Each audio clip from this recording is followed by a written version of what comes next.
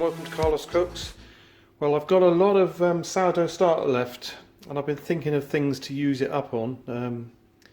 The other day I made blueberry pancakes to try and use some of it up, but I've still got quite a bit because you get a lot of discard when you're feeding your starter every day for your sourdough bread. So I've decided to make a banana loaf using some of the sourdough starter. So there are quite a lot of ingredients, so I'd advise you to have a look at the description because I'll detail them all there. But we've got a large mixing bowl which we're going to cream our butter, sugar and eggs in with a hand mixer. But first of all, what I've got here is 1 cup of all-purpose flour and 1 cup of a malted flour. Now you could use a whole wheat flour, or if you want you could use all-purpose flour. It's up to you, but it's going to give it a bit of texture and a bit of colour. And we've got 125 grams of butter, which has been just melted a little in the microwave just to bring it down in temperature. And then we've got half a cup of a light brown sugar, and to the rest of it we're going to add half a teaspoon of sea salt and half a teaspoon of baking soda. We've got just roughly about half a cup of chopped pecans. Now some of these are going to go in and get mixed in with the banana, and some are going to be used to sprinkle on top with a bit more brown sugar. And then we're going to put 2 tablespoons of extra virgin olive oil and roughly the same of golden syrup. You could use honey as well if you wanted to. We've got 2 eggs, and then we've got our sourdough starter discard. So this is what's taken out of my starter every time I feed it. I'm going to put 3/4 of a cup of that into the mixture. And then we've got, well, these roughly about 4 small bananas. You need about 375 grams, but these bananas are nice and ripe, nice and soft, and they're going to be mashed up before they're added to the mixture. And then the whole thing is going to be baked in this loaf tin here, which I've got a lining sheet in, and that's going to be baked in an oven at around about 175 degrees for just over an hour. So what I'm going to do now is I'm going to mix up the dry ingredients and cream the butter and sugar, and then I'll show you what we've done there. Okay, so the flour has had the baking soda and the salt, half a teaspoon of each, added to it. And then in the mixing bowl I've just beaten together the sugar and the butter until sort of creamy and fluffy. And then in the bowl now we've just mixed the eggs in, the 2 eggs, 1 egg at a time, beaten in. And now we're going to add some other ingredients. To the bowl now we've added the olive oil, the golden syrup or the honey, whichever ones you're using, the mashed banana, and we're going to give that a little mix up, and then we're going to start adding the flour slowly and mixing it in. It'll start to look more like a cake batter then. So as you can see here, I'm adding the flour a bit at a time, and I'm using a plastic spatula, just making sure I bring everything down from the sides and just incorporate it into that batter mixture.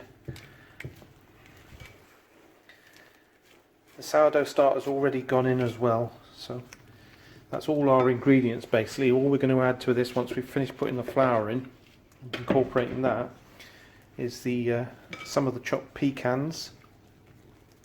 You could also mix it and put other nuts, chopped walnuts if you want, or something like that.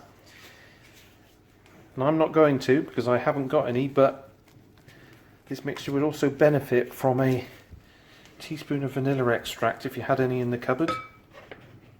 I've got some almond essence, but I don't think that'll go with it, so I'm just going to skip it in my one, but by all means add it to yours. You can see this flour, it's a sort of like a malt cob flour that you would make a granary loaf with.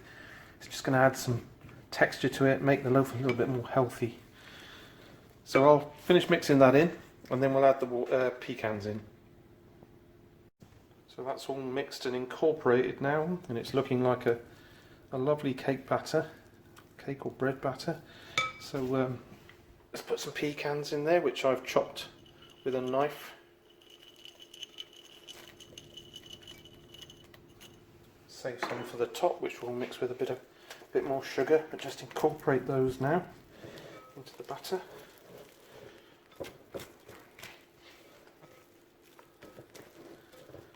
Make sure they're evenly distributed through, and then that should be it.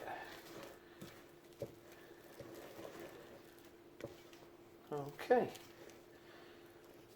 let's get that in our cake tin. Okay, it's all been spooned into the loaf tin, so all that's left to do is just sprinkle a little bit of this sugar and pecan mix I've got to the side over the top,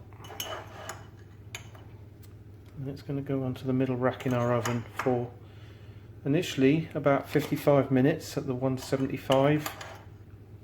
And then what I'm going to do is just take a tester and prod it through to see if it's cooked or not, and it may need another up to 10 minutes or so.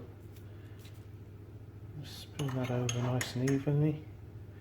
That'll just give a little bit of a crunch to the top of it.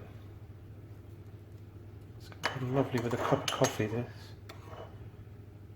Okay, so there we are. So that'll go into the oven now.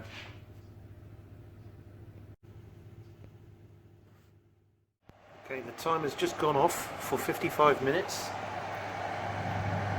You can see it's come up lovely, but we do need to do the prick test and just make sure that is cooked inside, or we give it a little bit longer.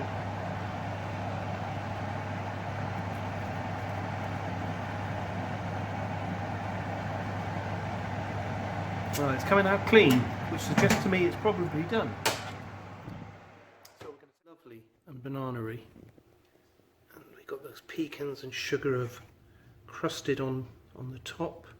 Hopefully the inside's going to be lovely and moist, but we can't find out yet because unfortunately we've got to leave it for 10 minutes to cool in the loaf tin, and then we're going to take it out and put it on a wire rack and let it cool down completely before we slice it. Banana loaf sufficiently cooled now, so I'm just going to cut it in half. Just bear with me.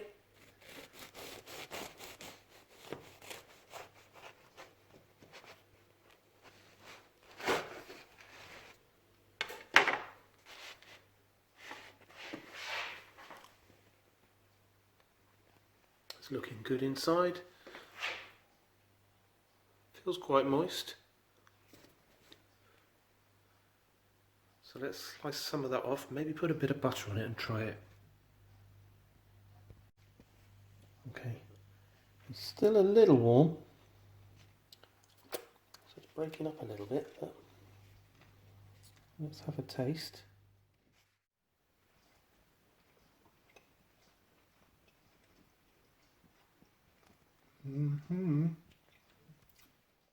So if you're not already making sourdough bread, at least make sourdough discard, because you can use it if you do a lot of baking.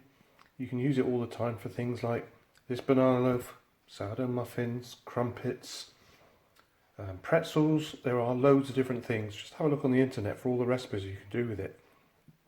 But this is really nice. And what I'm going to do once that's fully cooled down is cover that in cling film, wrap it up tightly, and it'll help keep it moist. Dessert tonight is some of my delicious banana and pecan loaf, toasted with some fresh strawberries, and then we're going to put a nice dollop of natural yogurt on top of that.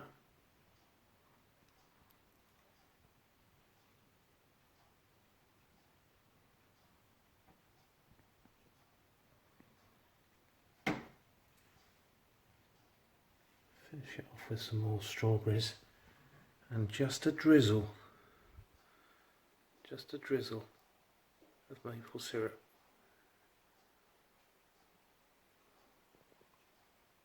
How good does that look? I still had some leftover banana bread, and I made a dessert the other day where I toasted it and did it with strawberries and natural yogurt and a little bit of maple syrup. So thinking what I could do with this leftover banana bread, I decided to turn it into French toast, so made an egg batter and fried it lightly in that. So we've got delicious French banana bread. A bit extra banana on top, and then with one hand I'm just going to try and just give it a light dusting of icing sugar, just a little bit, and then if you just bear with me, just to finish it off, a little drizzle